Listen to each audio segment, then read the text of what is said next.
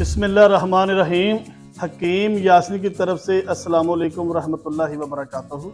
जनाब मैं अपने दोस्तों वास्ते एक जोहर तैयार किया है कि जेड़े मेरे दोस्त भरा कहते हैं ना हकीम साहब दवाइयां खा खा के थक चुके हैं तो सानू दुनिया की कोई भी दवाई काम नहीं करती तो वो दवाई बनाओ तो दवाई जनाब तैयार हो गई है।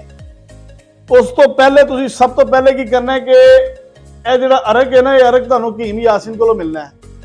तुहानू होर पूरे पाकिस्तान जो किसी बंदे को अरक नहीं मिलता तो ना है अरके मुरक्कब। अरके मुरक्कब के फायदे की ने सब तो पहला फायदा तुहाडा यह करना है कि तुहाडे कोलेस्ट्रोल नू घटाएगा, तुहाडे खून के गाढ़ेपन नू खत्म करके मेदे और जिगर की सलाह करेगा। ये अरक का फायदा है।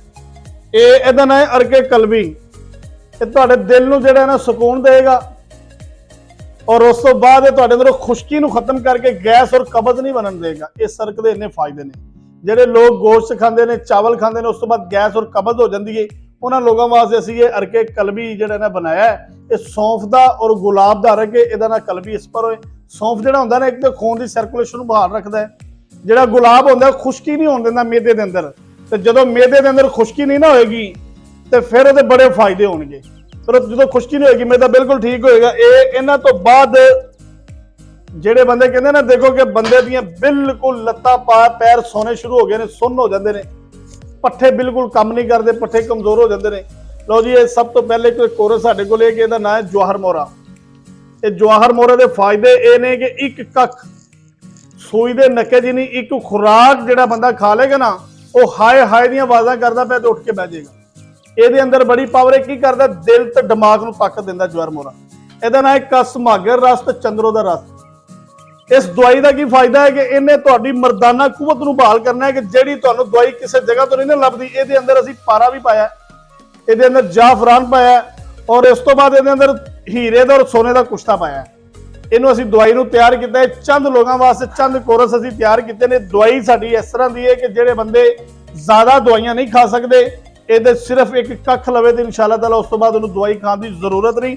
और इस दवाई को इस्तेमाल बड़ा किस तरीके दे नाल करना है ये इधर देखना जरा। ये दवाई नूं ना ये इस तरीके दे नाल इस्तेमाल करना है तुसी। ये इधर देखो जी,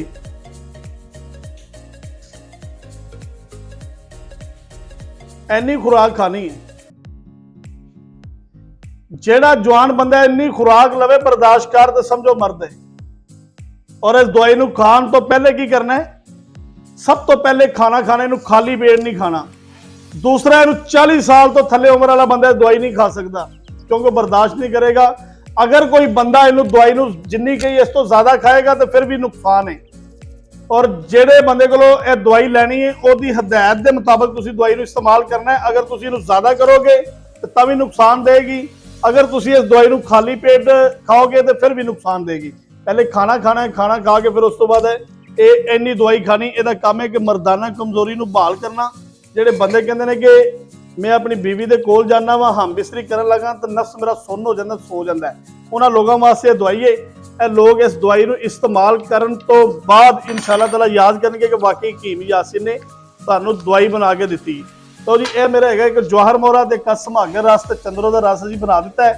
तुहानू अरके मुरक्कब करके कलबी का भी तारफ करा दिता। इस दवाई को तुसी खाण तो बाद इंशाअल्लाह ताला सानू याद करोगे। और साडा दवाखाना है जी शादरा मोड़ लाहौर मैट्रो स्टेशन के सामने साडा दवाखाना है।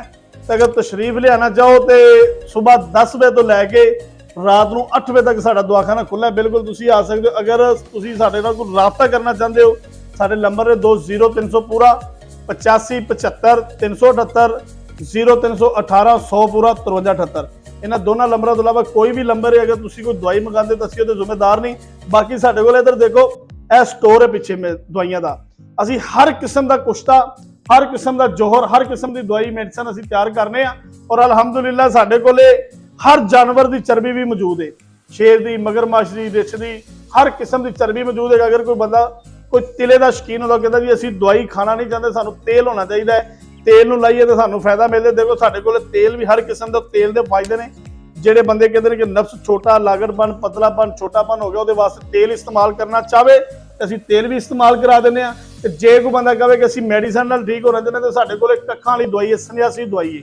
सन्यासी कोर्स होंदे ने साडे कोल। इंशाअल्लाह ताला खाण तो बाद तुहानू बिल्कुल भी इंशाअल्लाह ताला ਸ਼ਿਕਾਇਤ ਦਾ ਮੌਕਾ ਨਹੀਂ ਮਿਲੇਗਾ। ਔਰ ਦੂਸਰੀ ਗੱਲ ਇੱਕ ਹੋਰ ਹੈ, ਅਕਸਰ ਲੋਕਾਂ ਨੇ ਕੀ ਕੀਤਾ ਹੈ ਕਿ ਮੇਰੀ ਵੀਡੀਓ ਚੁੱਕ ਕੇ ਨਾ ਨੰਬਰ ਥੱਲੇ ਆਪਣੇ ਚਲਾਏ ਨੇ।